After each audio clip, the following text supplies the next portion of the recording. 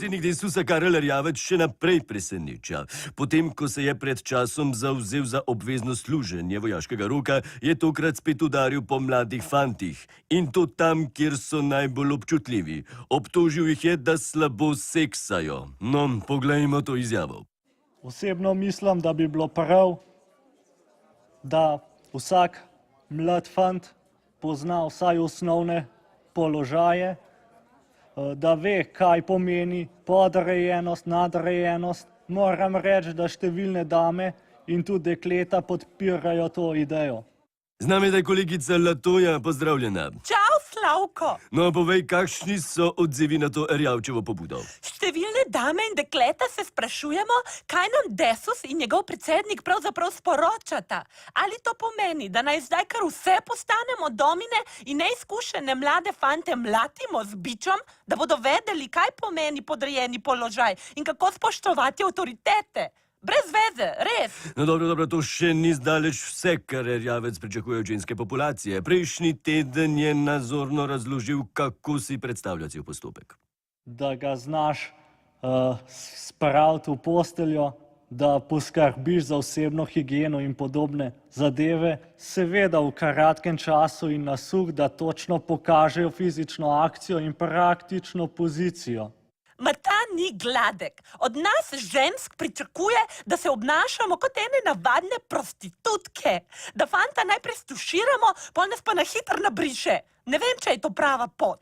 No, kaj praviš na promocijske videokasete, na katerih nastopa Urška Čepin? Je to lahko primeren didaktični pripomoček? Joj, ma to je navaden bullshit.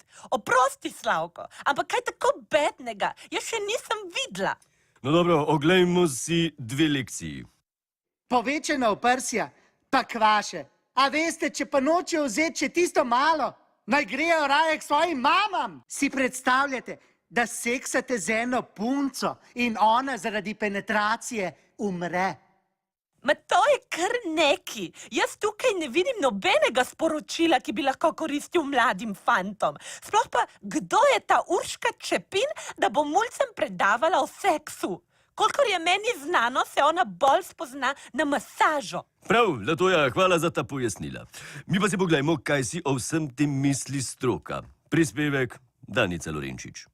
Dejstvo je, da se vse razvite države spopadajo s problemom, kako vsem mlajšim adolescentom zagotoviti čim lažji vstop v aktivno spolno življenje.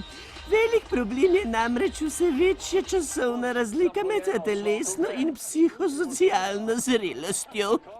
Življenje je dolgo in bodite do poroke čisti, ker boste pol vsak dan nabijali.